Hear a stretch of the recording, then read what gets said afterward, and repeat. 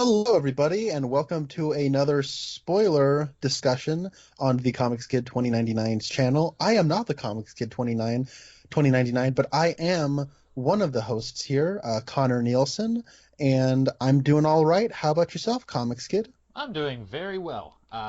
We are talking about the 1987 movie Robocop. A few years ago, we did a lengthy podcast series talking about all the episodes of Twin Peaks and the movie, and extra episodes talking about other stuff related to Twin Peaks, such as movies and TV shows with Twin Peaks alumni showing up. And this movie has I was aware of two of these alumni, but this has three actors who showed Right. up in Twin Peaks in it. Miguel Ferrer, who played Al, Ray Wise, who played Leland Palmer, and Dan O'Herlihy. Oh, Hurley, I want There, to say it's yeah, Hurley. who played Andrew Packard in the latter half of Twin Peaks, and I did not know he was in this. Me neither. But yeah, this is 1987, starring Peter Weller, as well as those are I'd say Miguel Ferrer and Ray Wise and Kurtwood Smith are probably the names you will recognize. And Nancy Allen is also another one. okay, I did not know who she was. She was in Carrie, actually. We talked about Carrie. She's in a lot of Brian De Palma's movies. Okay, But she is the lady cop. okay, I did not recognize her from Carrie. I haven't watched that since we talked about it, so if I had those two right next to each other, I probably would have put two and two together, but that went over my head. But this is that's our Twin Peaks connection, was those three actors, and this is a dark comedy satire, I guess. Looks kind of like a superhero origin story filtered through like a hard R action movie, and it is set sometime in the future. I don't remember an actual date being given, but you've got Kurtwood Smith, who is this crazy gangster, and crime just runs rampant in Detroit. The police are barely able to handle anything, and then Peter Weller, who is a new transfer from somewhere, he's a cop, and then he gets shot to pieces. And so this company called OCP, they put him together and turned him into a prototype called Robocop, and the whole movie is basically Robocop, I guess, coming to terms with what he is now, trying to reclaim his humanity, and then you've got the company OCP. They consider him to be property. There are at least two conversations where they tell him up front. Well, there's two conversations. One of them to him where they say, "You are not a person. You are just our property." And so there's a lot of stuff going on here. A lot of themes that it deals with, but also it's a very straightforward movie, I think. So Connor, this was the first time both you and I had seen this movie. I had never seen it before today. What did you think of RoboCop?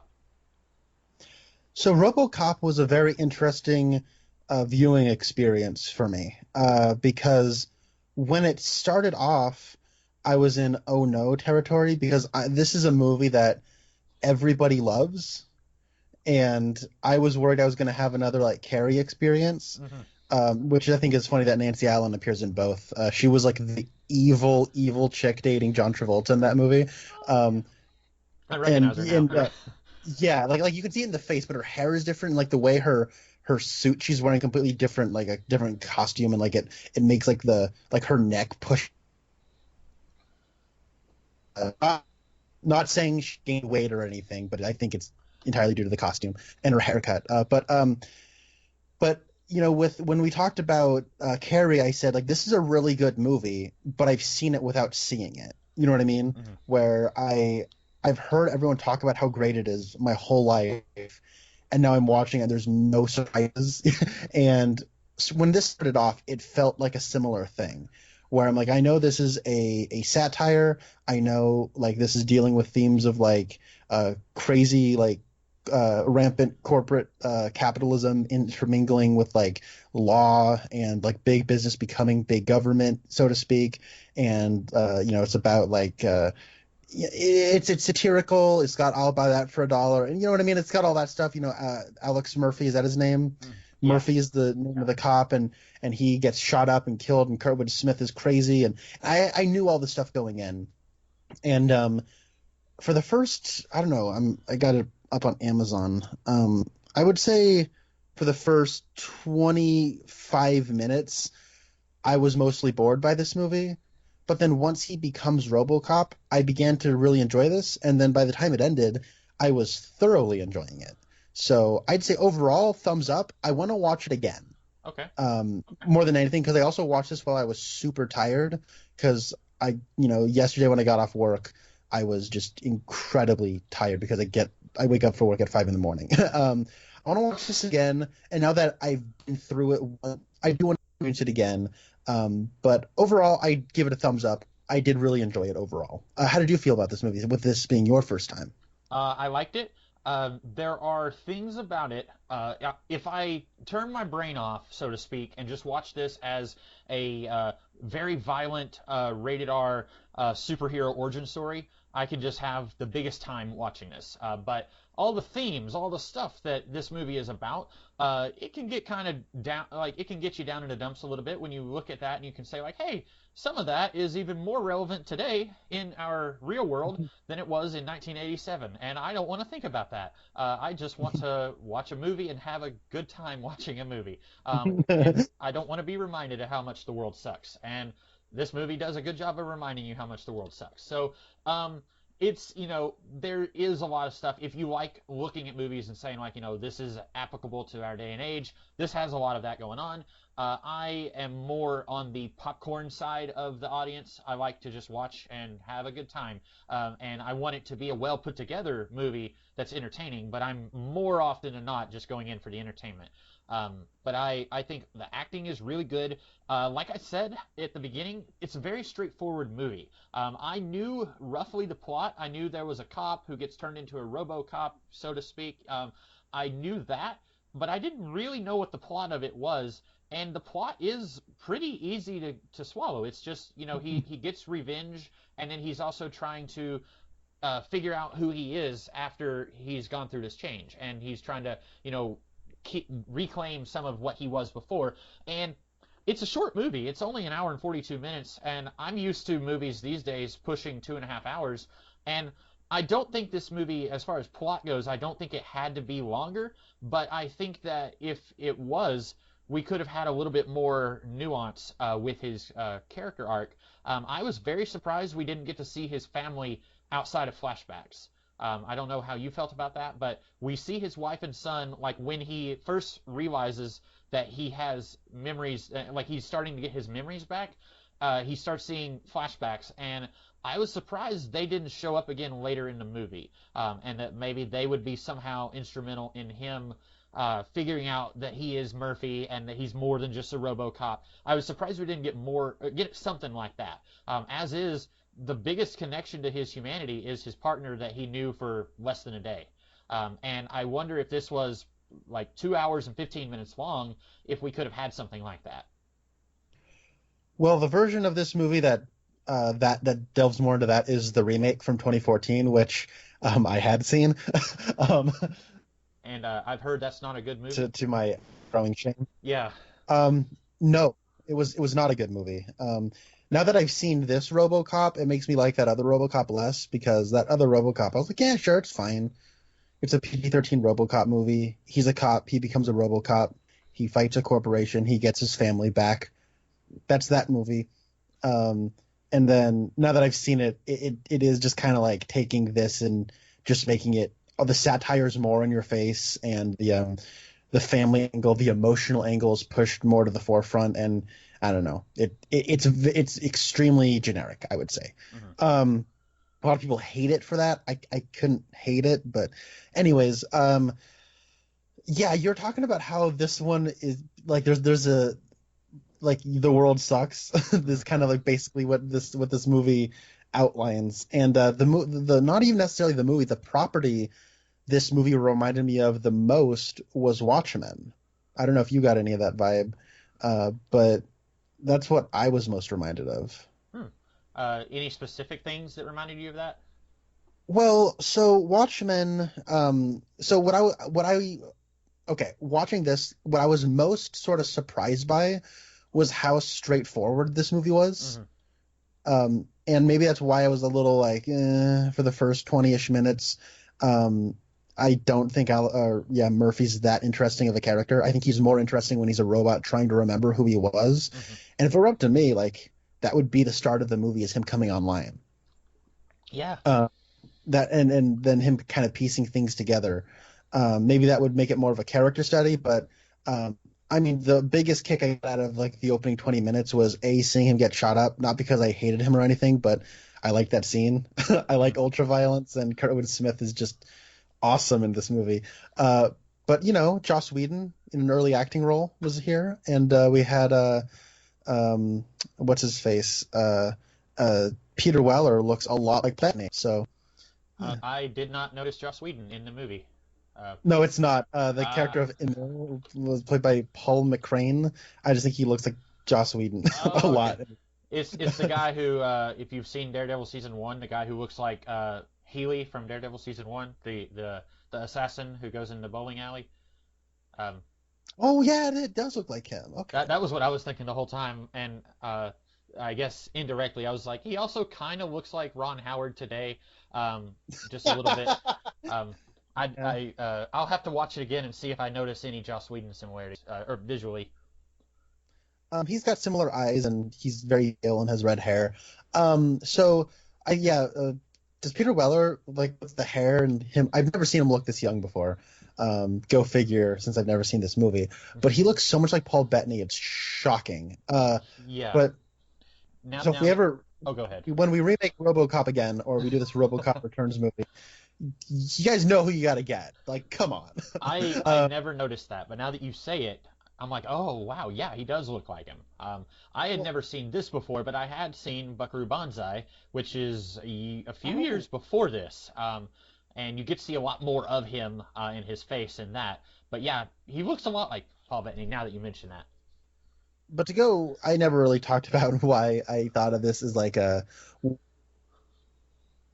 was very straightforward, and I was kind of mostly surprised at how not overtly comedic it was, because when anybody talks about this, they say, "Oh man, the news anchors and I'd buy that for $1," and they kind of like go for all of these different things that are in this movie, and they'll say, "Yeah, it's so funny," and it's very, and they like the impression that I was getting from other people that it was so overtly comedic.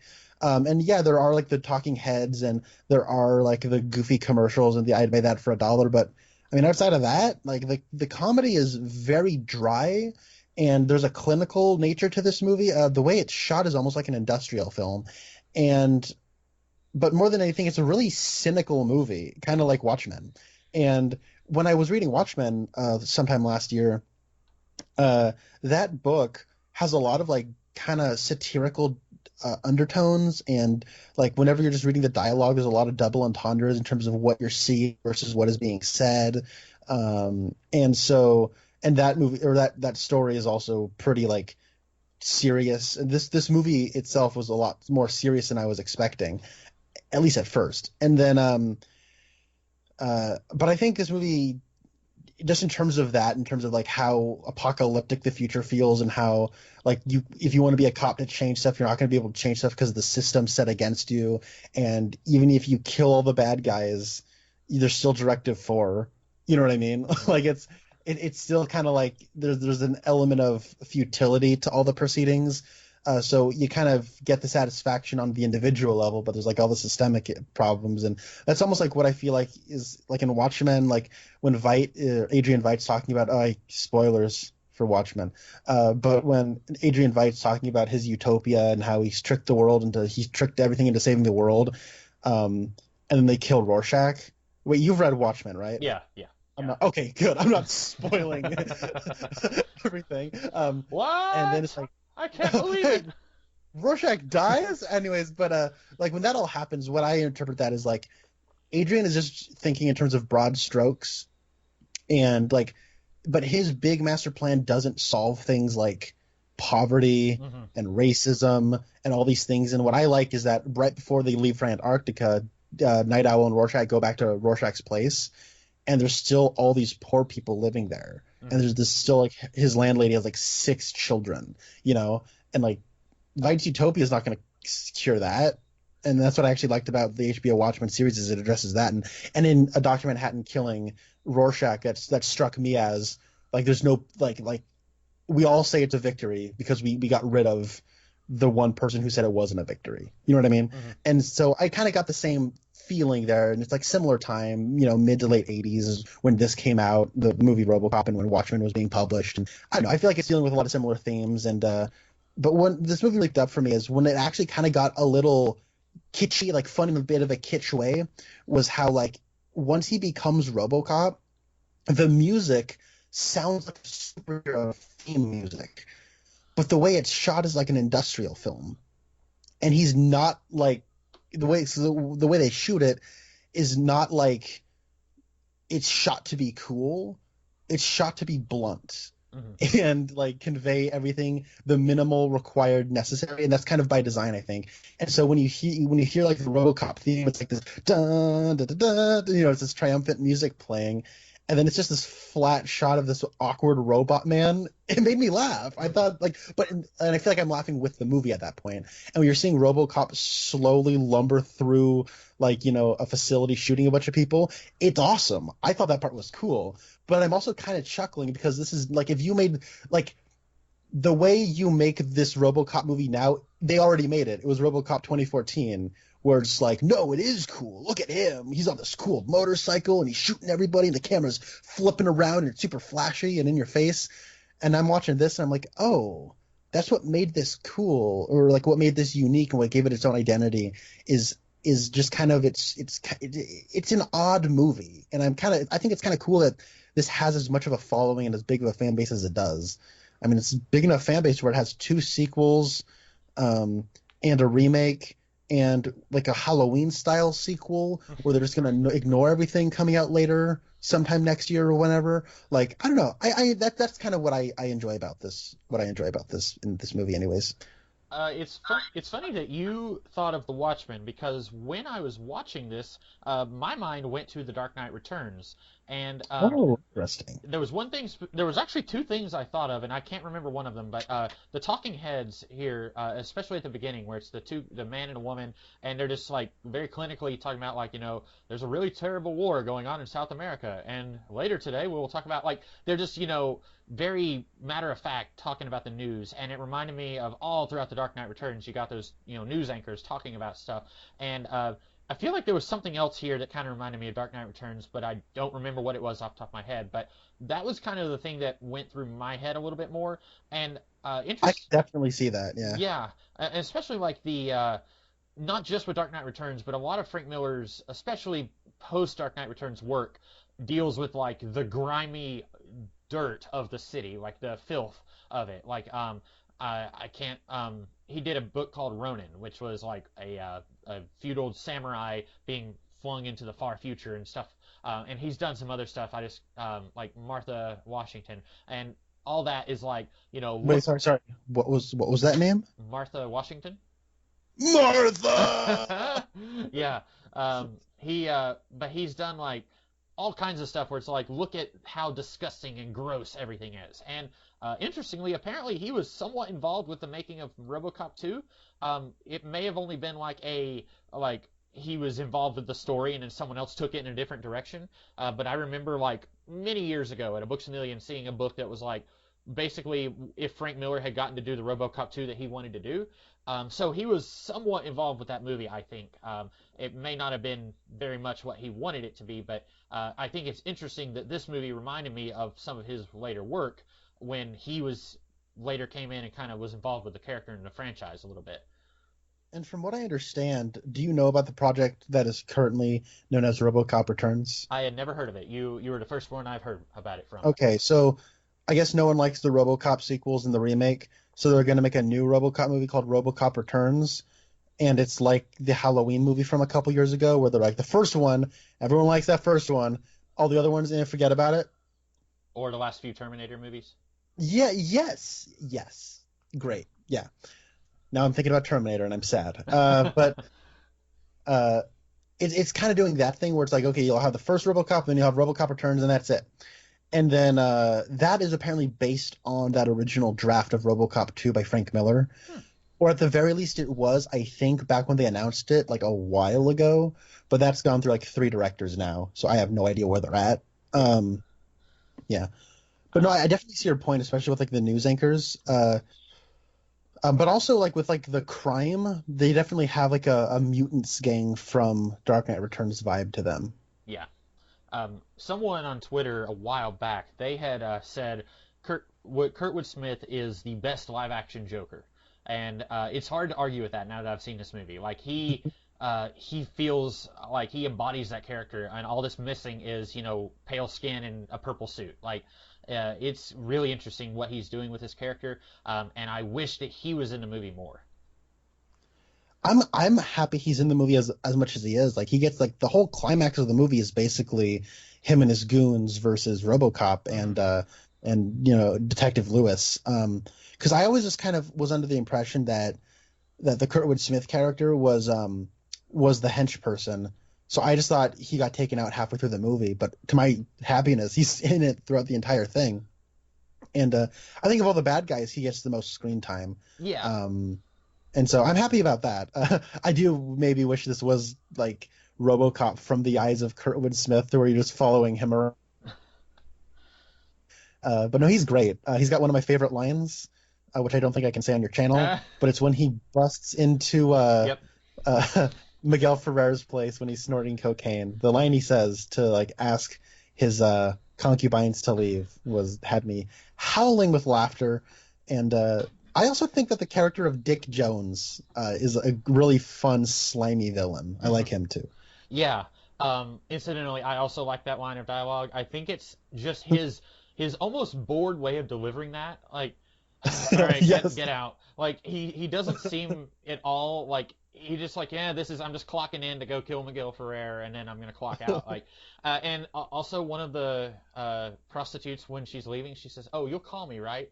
And like this guy has a gun and is about to kill Miguel Ferrer, and she turns around and says, "Will you call me?" I thought that was great. But yeah, I liked Dick Jones also. I think even though Kurtwood Smith is probably my favorite part of the movie, I think Dick Jones, it's kind of like I recently watched all the Harry Potter movies, and while Voldemort is Whoa, that's weird. I spent all of last week doing the exact same thing. really, I was Yes. last week was when I was watching them. Oh my God, I just finished the seventh and eighth one on Saturday. Nice. That's crazy. I was gonna bring that up later. Oh my God. Anyways, continue. Yeah, I was gonna say like even though Voldemort is clearly the main villain of the series, I think everyone hates Umbridge more. Like she's not the big villain, but everyone just loathes her more than they do like this guy who's a racist and is going for like wizard purity. Like they hate her even more. And so like while Kurtwood Smith, like he's my favorite bad guy, I really hate Dick Jones in a way that I don't Kurtwood Smith. Yeah, and to be perfectly honest, like speaking of Twin Peaks connections, the character of Leon Nash is played by Ray Wise. Mm-hmm. One of the funnier moments is seeing this man in his 40s getting it up at a club with a bunch of people in their 20s, and he's dressed like he's Sid Vicious or something. I thought that was hilarious. But and I just love Ray Wise in general. But I knew that Miguel Ferrer was in this movie because he's got he's got like a bunch of like famous lines of his come from this one where he's like, "There's a new law in town. His name's Robocop," and stuff like that. But I was surprised that he got outlived by Ray Wise. That was kind of a surprise. But I don't know where I'm going with this. I'm still mostly just reeling from the fact that we both watched Harry Potter movies last week. But I guess one thing I want to talk about with this movie is that I like how everything with like Alex Murphy rediscovering his life, or is he just a robot who thinks he's Murphy? Mm-hmm. You know what I mean? Yeah. How all that stuff's handled. I really like that a lot. And I like that whole scene where he's walking through the house and how all that stuff is handled with his memories being intertwined with where he actually is. And I like how we never see his family. And there's a sort of subtle bleakness to that I think really fits the mood. And overall, I really think that the world this movie creates is very consistent. And while cynical and a little dire and overwhelmingly pessimistic, I do think that it's still a fun movie to watch because of its satirical elements. Mm-hmm. And well, the world of RoboCop is really bleak. I think the movie ends on a pretty happy tone, as happy as it can be, because there at the end, if this was a bleak movie through and through, it would have ended with him, OCP would have come in at the last minute and they would have like put a thing in his neck and they would have like zapped him and taken away all his memories and then put the thing back on his head and then they would have said, "What's your name?" And he would have said, "Robocop." And that's how it would have ended if it was like a really bleak, down on like just super depressing movie. But it doesn't. It ends with the president of I guess OCP. He says, "Nice shooting, Tex. What's your name?" He says, "Murphy," and he says it with a smile. And so like that it ends on a happy note, as happy as it can be, because he doesn't have his family. We don't know where they are, but he is back to his old self. He hasn't been lost in the machine that he was part of. And so and all the most of the bad guys have been dealt with. Now crime will rise again, but in the context of this movie, you get a happy ending. It kind of feels like a very bleak fairy tale, sort of. Yeah, I get that impression too. And what I thought, well, what I liked about this movie is that like I can separate its world from our world, and what I like is that like while I think I ultimately disagree with what the movie's saying about the media in terms of how it affects our perception of the do believe it's within the confines of this world though. Because what I get from this is that like the they're making like the I'd buy that for $1 show is like the lowest common denominator, like brain crap. And I think as a result, like you have like their ridiculous ads and it's like valuing consumerism and all that. Like at the end they show up with like the car that was in the advertisement. They have the big guns that explode half a city block and whatnot. All the bad guys have that and they go off to find Robocop.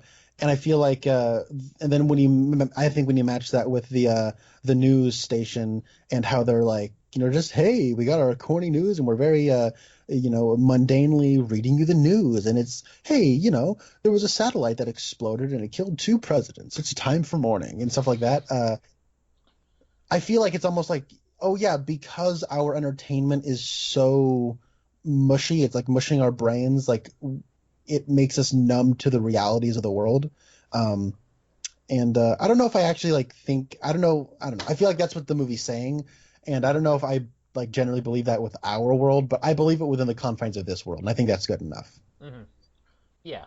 I was talking about how I didn't really know what to expect with this movie, and I was talking about how like I was expecting the family to be more involved with him becoming Murphy again at the end. Something I expected the movie to do, and even 2/3 of the way through the movie, I was still expecting it to do it. I'm glad they didn't.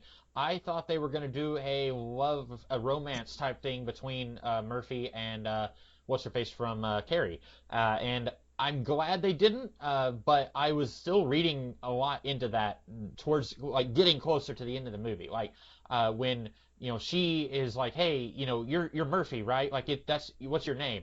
I was really thinking that she had like a thing for him, and I'm glad they didn't do that. But I feel like I'm curious if they did. I'm assuming they didn't do that in the 2014 RoboCop movie. Yeah, the I don't think the Lewis character is even there, or if that character is there, it's a dude now. So they kind of marry that character with the Clarence character, and it's what's his face? Haley Joel Osment.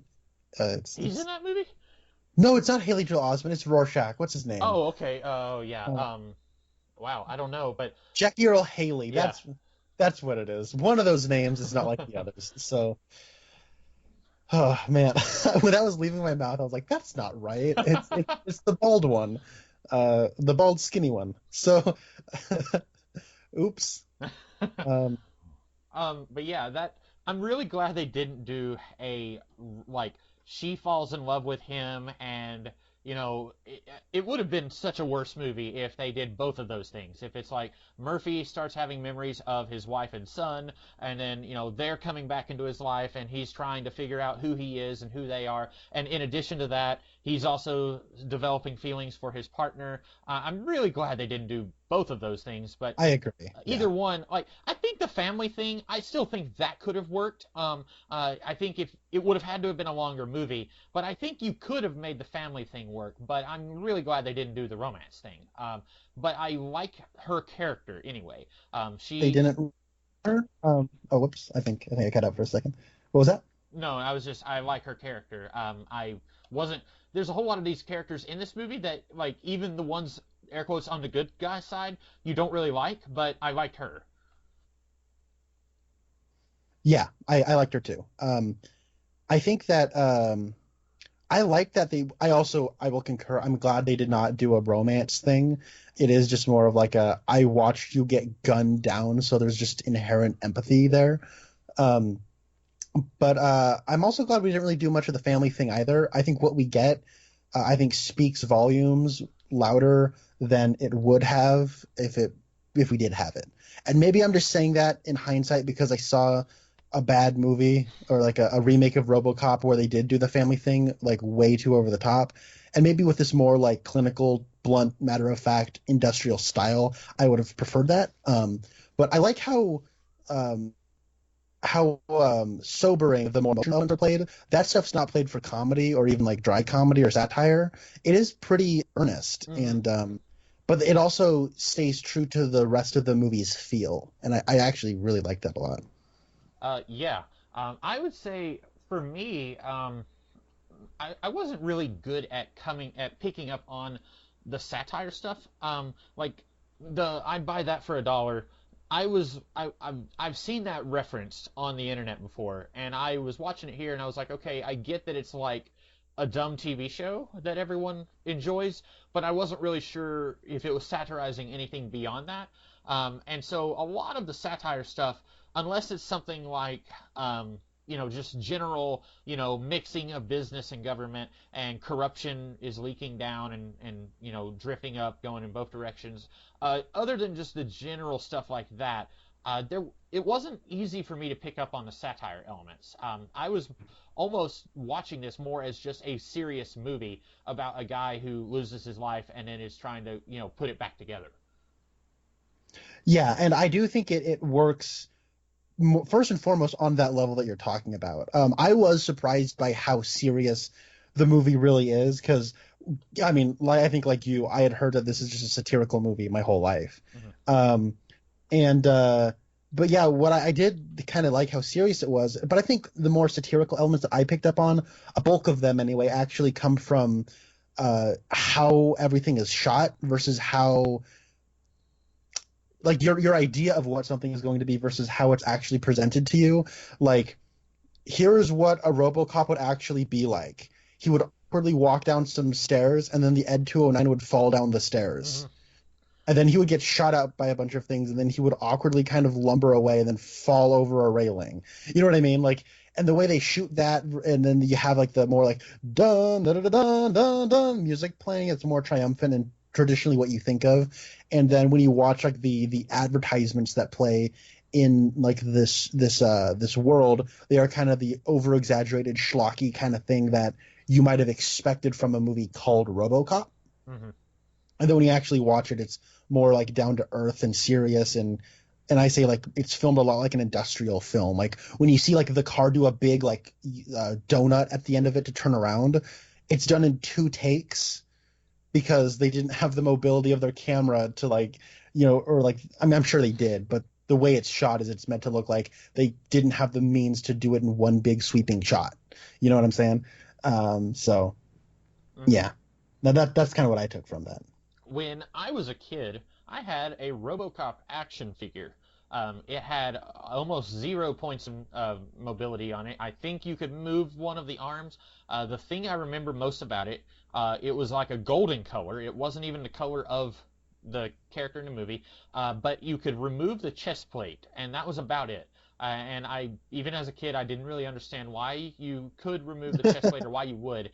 But I as a kid, I thought, okay, it's like a superhero, and it's like Superman or Batman. And like when I was a kid, I was aware of the Tick, and the Tick is like a 100% comedic character, or at least it was in the '90s. And so like I was aware of the Tick, and I wasn't aware that the Tick was meant to be a farce. I thought, okay, it's another superhero like Batman or the Phantom or something like that. And so I had never seen even 3 seconds of Robocop when I was a kid, but I had this action figure, and feel like maybe there was a cartoon series at one point in the 80s. Maybe I'm mistaken.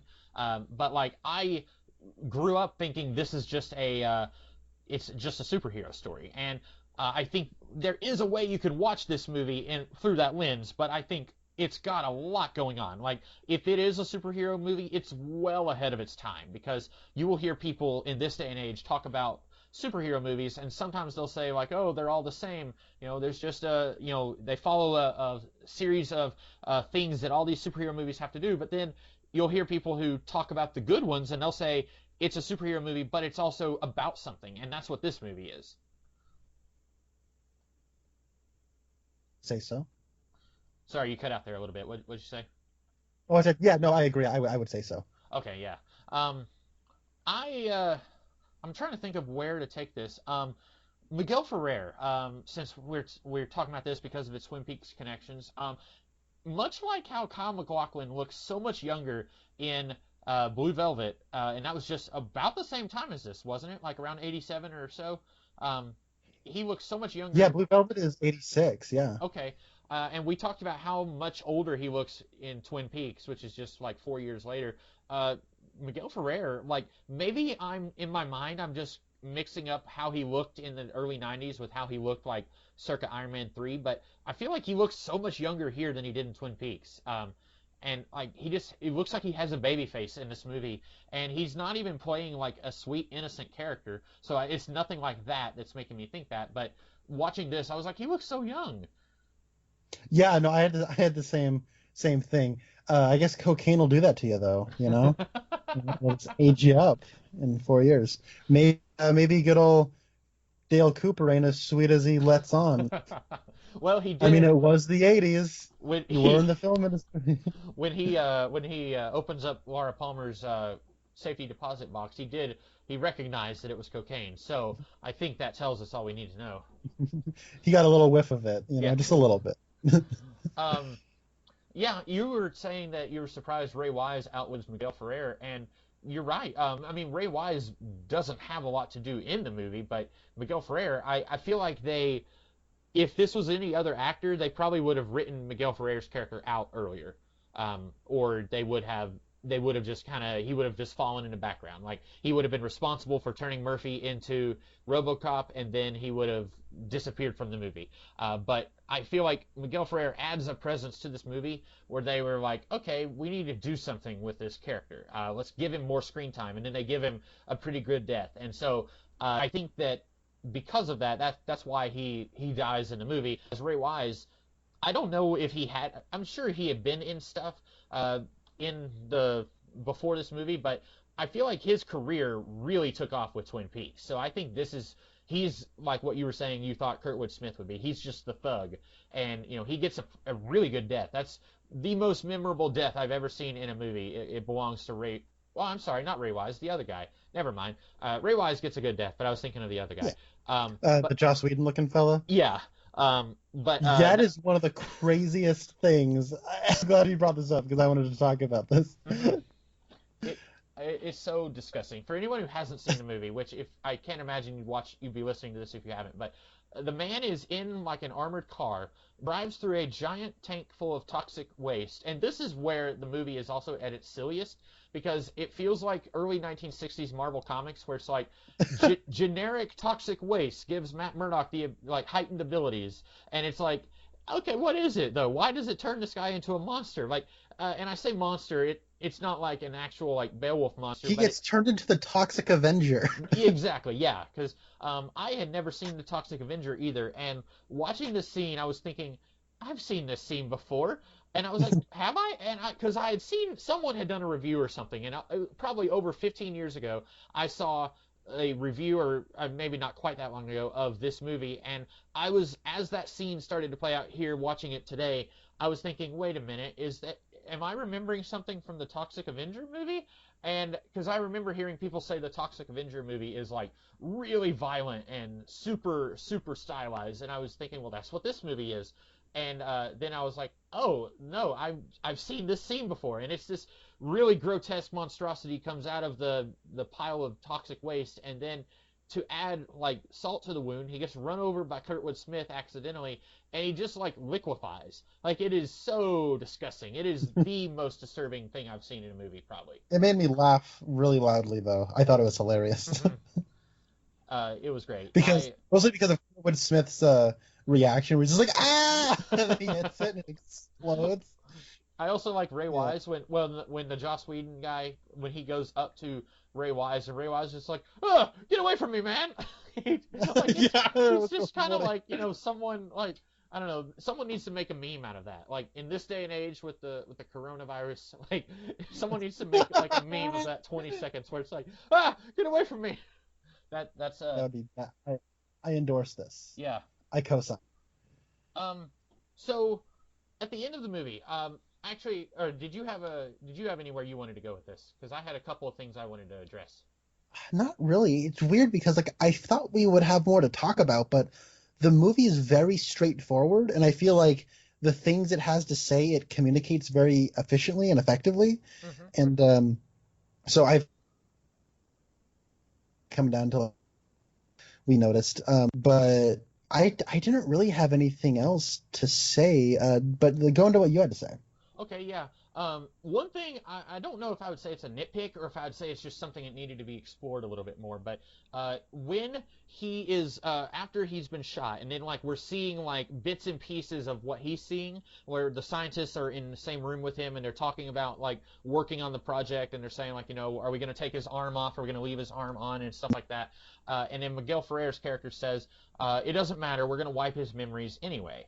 And as soon as he said that, I was thinking, okay, so RoboCop is going to escape before they wipe his memories, and then he's going to be like a vigilante hero with like a robot arsenal, and he's going to be taking out the crime, but he's going to remember everything. And they don't do that. He is just working for OCP and working with the cops. My question is, do you think they needed to add a little something in there about why his memories come back to him? Is it just that like OCP is not able to completely wipe away someone's memories? And do you think they needed to explore that a little bit more? That's a good point. I did not think about that.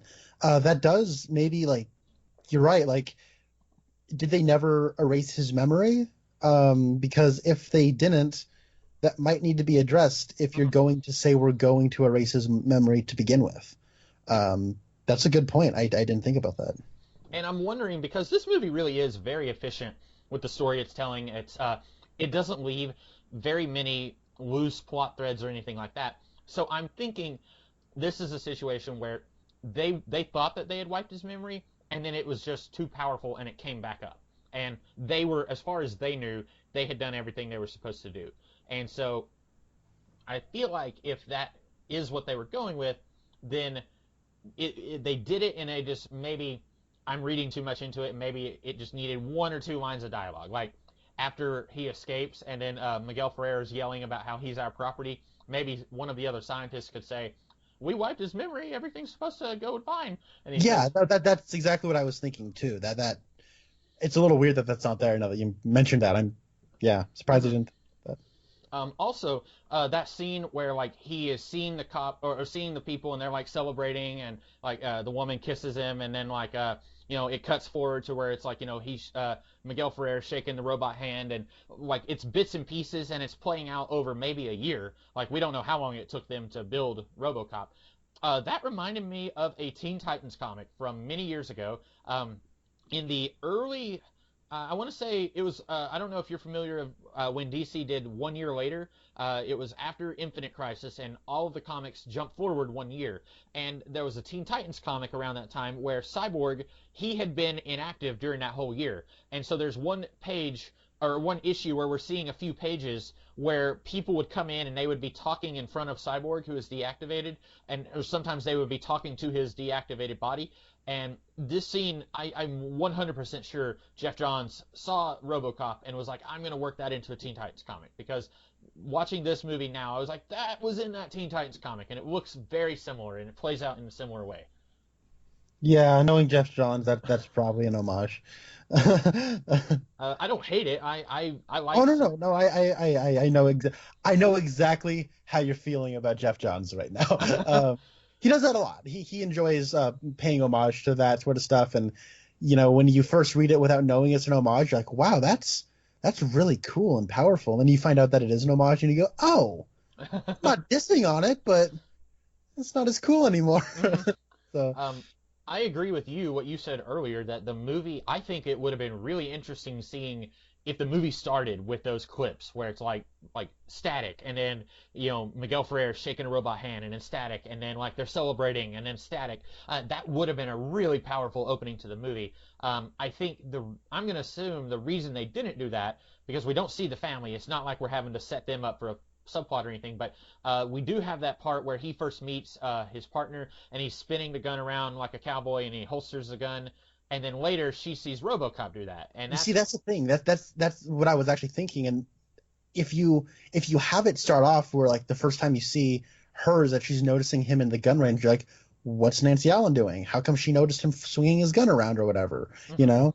And then later, you get the part where he goes to the house and he sees like his kid do that. Maybe later, you have the scene where they're having downtime. You'll have a little scene where it's like, your name's Alex Murphy. We were partners. And you kind of get that exposition in there. Then I feel like you kind of, you don't need to. You can still keep all that other stuff about the twirling of the gun and everything. yeah. I wasn't thinking of that, but yeah, just rearranged the scenes a little bit, and that would have been good. I'm gonna say it. That probably would have been a better movie. And it's still, I would say this movie is still like A plus A or A minus B plus territory. Like very very solid movie, and it's not like we spend just a whole lot of time pre RoboCop.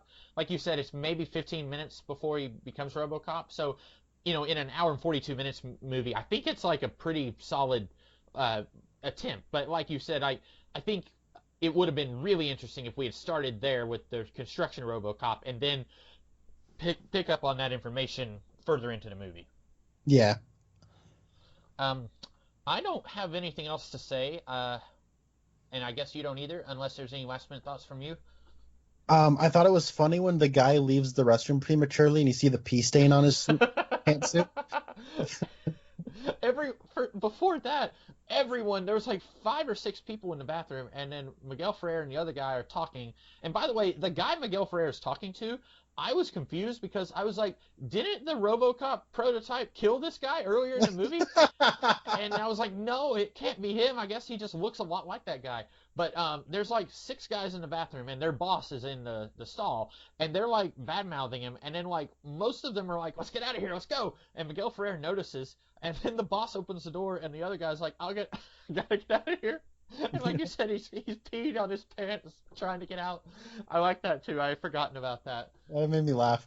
I like that whole scene. So the character of Dick Jones, he looks a lot like Dan O'Herlihy, but like younger. So I thought they were like father and son, hmm but they're not. But Dan O'Herlihy's here. Now, have you seen Halloween 3 Season of the Witch? No, I have not. Okay, filing that for later. um, we may be talking about that at a later point. Oh, I Not should say I've seen like maybe 3 minutes of it or less. okay, I'm aware of the plot. I'm aware that it has nothing to do with Michael Myers, but yeah. I have not seen most of the movie. I'm not going to guarantee that it's a good movie because it's not. But I think it would be worth talking about because I have a whole read on that movie Hmm. that I've heard nobody talk about, and yeah, so we will probably talk about that later. But Dan O'Herlihy, he's got a good voice. I just like the sound of his voice, and if you want to get man who plays, you know, uh, boss guy in charge, you could do worse than Dan O'Herlihy. It was a nice surprise to see him show up. hmm And in much like how we talked about with Twin Peaks, how Andrew Packard was a bad guy, but also we both really liked his like brotherly camaraderie with Pete in Twin Peaks. It was kind of nice to see a little bit of that, just a flash of it here.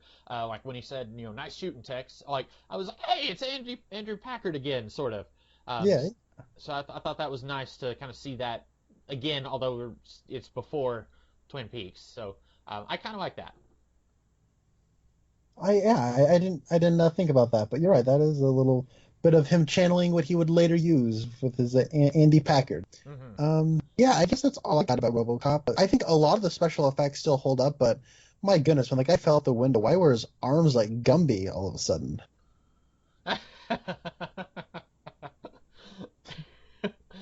I was a little distracted by the not the RoboCop, whatever that thing was that at the Edge beginning oh of the 09. movie. Yeah, it moves. It's very clearly like a stop motion type animation, and for 1987, that's pretty much what they were working with. That's what they had. Although I mean, like Star Wars kind of opened up a whole new ball game for special effects, but I guess they were still kind of like I've heard that the RoboCop suit itself was like $1 million just for itself, so maybe they were having to cut corners elsewhere. But that the stop motion aspect there kind of was the thing that made me like, oh, I don't know. Like, I love Ray Harryhausen movies from like the 50s and the 60s. I love the monsters and the stop motion stuff, and I love them in that time period. But there comes a certain point in cinematic history where I'm suddenly like, okay, I don't think you should be doing that, and I think you should move on to something a little more Yeah, advanced. And it's so kind of seeing lost its the charm after a certain point.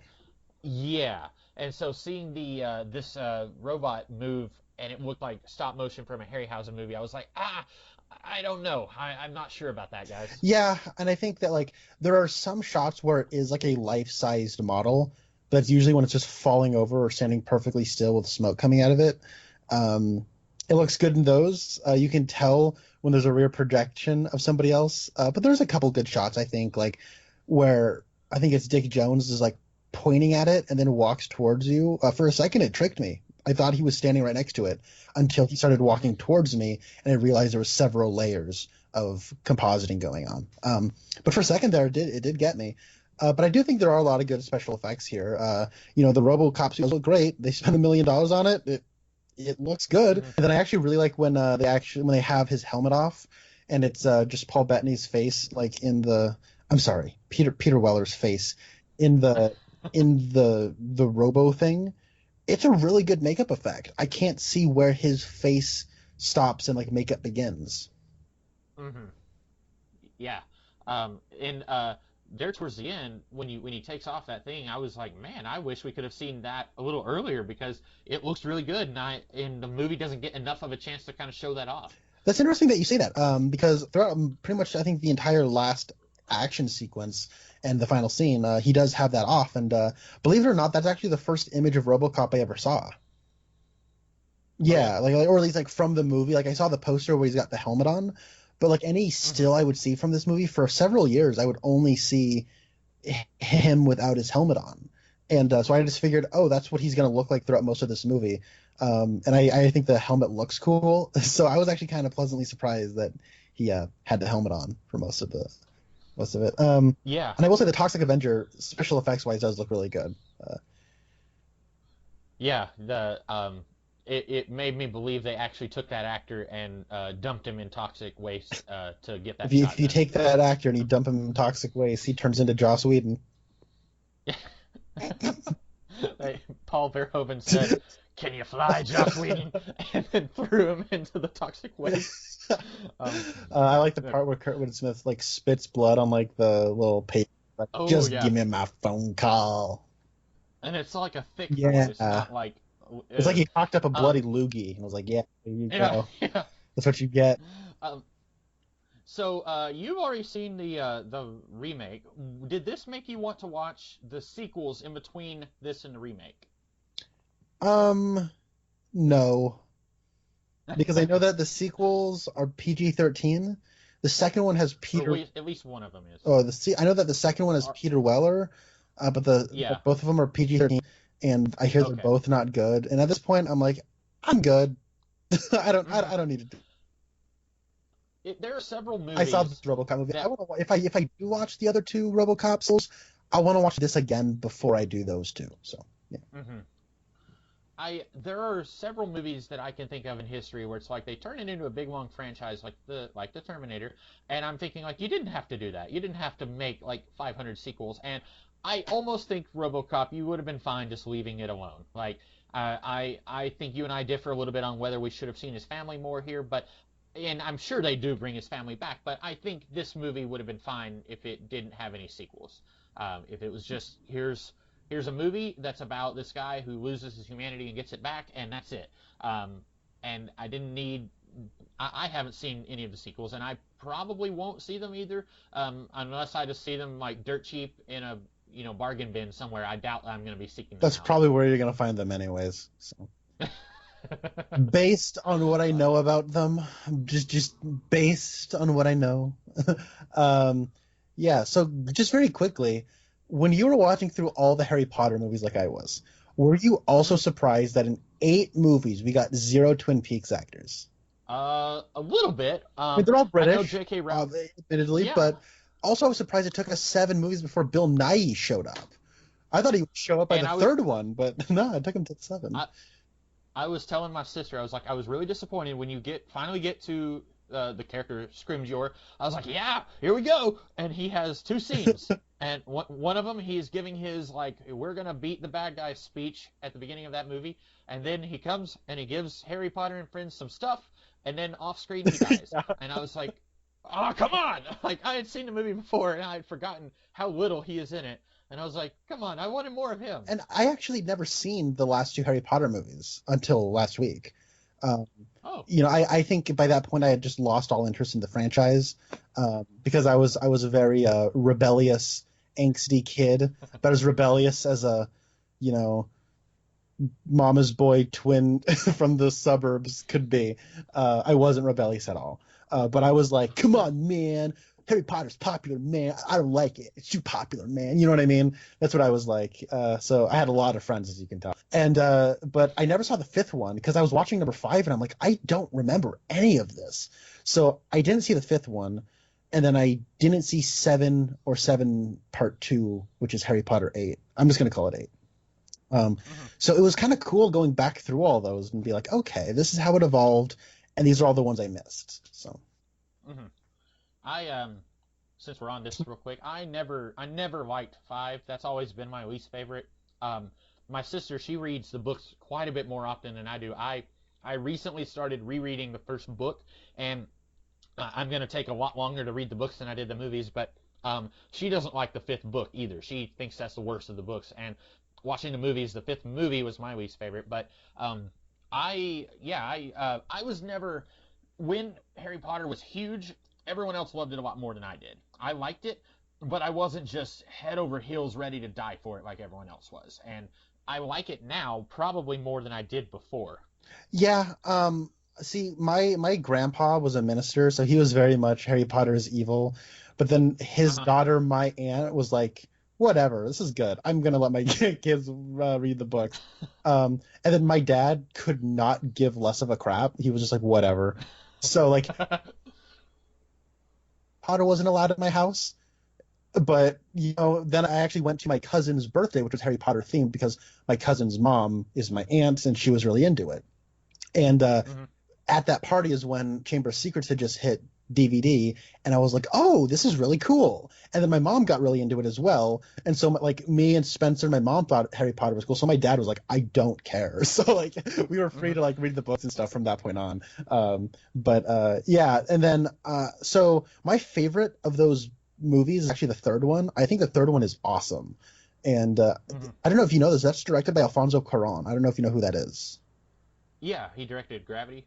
Yeah, he did. He did Gravity. Recently, he did Roma, which was spectacular. He also did Children of Men. Lot of like he's a 2-time winner of Best Director at the Oscars. And Mhm. going back and watching those movies, I think it shows.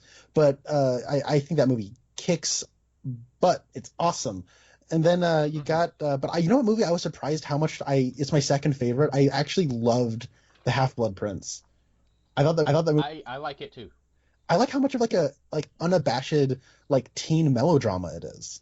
Like I love that. Like it's like who's kissing who. Hermione's upset that Ron is dating Lavender, and they're two, they got their stuff to work out. And then Harry's got to infiltrate Slughorn's thing, and it's all just kind of more moody and emotional, just kind of relishing the day-to-day of Hogwarts, because this is the last year we're really going to be going here and going to classes and stuff. So I really like that movie a lot. Yeah, I was telling my sister how, like, a good chunk of Goblet of Fire, not a lot of it, but quite a bit of it was, we can't get a date to the dance. The women, they travel in packs, and we can't ask them out. And I was just, like, so over it. I was like, come on, hurry up. I want to get back to, like, the fighting, flying around dragons and going through mazes and going underwater. So could not care at all about who's going to the dance with who in See, Goblet that's of interesting, Fire. because that's my favorite part of Goblet of Fire. Oh, it is? Yeah, because that's actually my least favorite Harry Potter movie. But Oh, really? Okay. yeah, I don't know. I guess to each their own. It's all fine. But no, when you get to Half-Blood Prince, I did like the emotional, the relationship stuff. I think I had never noticed this line before, but anyone who only cares about Robocop, I'm sorry, you're going to get like 20 minutes of us talking about Harry Potter. It's fine.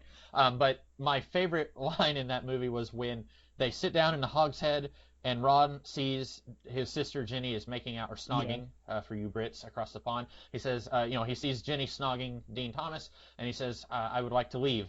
And she says, why? Hermione says that, and he says, that's my sister. And she says, well, if she saw us snogging, you wouldn't expect her to leave. And then there's just this awkward silence. And then later, when they're leaving, Ron and Harry are like hanging back a little bit, and Ron says, did you hear what she said about me and her snogging? And I lost it. I was like, how have I not heard that before? Because I had seen this movie. I saw it in theaters. I was a counselor at a summer camp for 2 weeks, and after all the kids went home, all the counselors went and watched this movie, or most of us did. Some of them went and saw that neighborhood watch movie with Ben Stiller, but I watched Harry Potter and the Half-Blood Prince in theaters, so I had seen this movie multiple times, but I did not remember that line until this most recent time watching it, and I thought that was astoundingly Yeah, funny. and actually, I know I'd seen the movie before, but I didn't remember anything about it, because so my parents get divorced in 2008, and that movie comes out in 2009. And like in 2009, before I meet the man who would later be my stepfather, like whenever I'm going to visit my mom, we just would kind of hang out, and sometimes we'd go to the movies. And one of the movies we saw was Harry Potter and the Half-Blood Prince, and that was kind of like one of those. I remember going to the movies with my mom. That's one of the only times we ever did that. It's pretty cool. We also went and saw Tim Burton's Alice in Wonderland, which is terrible, but and then we also saw Rise of the Planet of the Apes. But the thing I remember about going to see Rise of the Planet of the Apes is that before there was the trailer for Paranormal Activity 3, and did you ever see the trailer for that movie? All those movies kind of blur they together. Do. I mean, and I've seen them. They all blur together, and like they're the same flippin' movie over and over. Anyways, but that one ends with like the little girls like saying Bloody Mary, Bloody Mary, Bloody Mary, and then they leave. And when they open up the door, like it's a completely dark room, but when they open, you're standing in the corner, right? And that's not in the movie, by the way. Anyways, but that's the ending of the trailer. It's the big scary ending, and I'm sitting next to my little brother who's like 5 at this time, and he's like, ah! He started freaking out in the theater. It was really funny. That's good. I can't believe we like this is what we're talking about for this long, but yeah. Hey, that's fine. Yeah. So we are, next time you and I speak, we will be. You've already told me what we're going to be talking about, but why don't you tell us what Twin Peaks related media we'll be talking about next time? We're going to be talking about Little Women.